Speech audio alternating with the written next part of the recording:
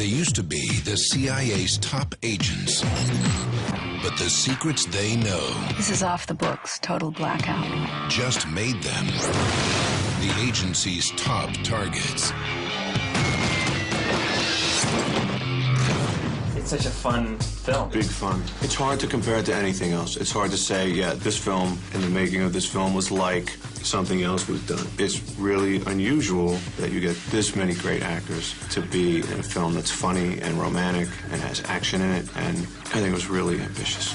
It's a fun, funny film, isn't it? You know, it could be a date film. I mean, this film is hilarious. It's got great action in it, and, you know, some of the action is actually incredibly funny in its own right. I think the director did a really great job of just weaving that all together. Was it fun being mixed up with all these guys? It was surreal, really.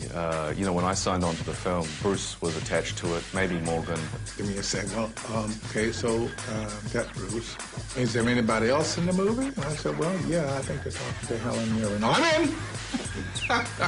Everyone that showed up brought their A game and a lot of graciousness and just made it easy to act. And the scenes in this film would have been completely different if it had not been this cast. Not to mention, there are a couple key things that just will stick in my mind from this film.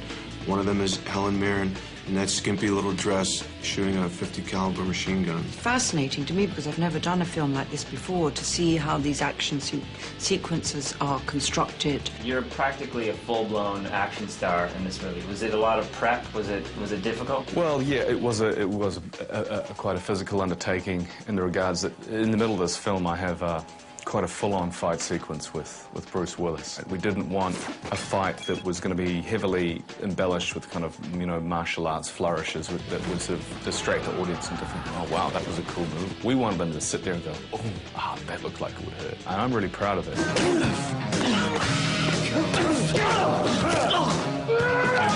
The basic idea in a sentence, well, in this case, they got it not even in a sentence, but in an acronym, which is read, retired, extremely dangerous. I think that just full stop is a no-brainer. That's right, old man. Old man? No respect.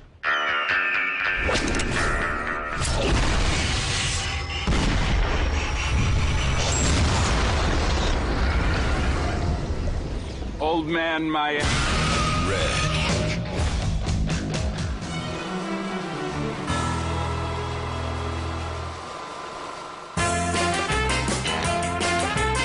Did you know? Jackass 3D reunites the entire cast from the first two films, but while it's the same old faces, there is one big difference. Steve-O is now sober, and that meant for the first time, he performed his stunts and gags without the benefit of liquid courage. Johnny Knoxville pointed out that there wasn't any beer on set like it was in the old days, and added that Steve-O really was going for it. He wants to prove to everyone he can do these stunts sober. When Steve-O was asked if there was anything he refused to do now that he was returning to Jackass sober, he responded, quote, make an honest living.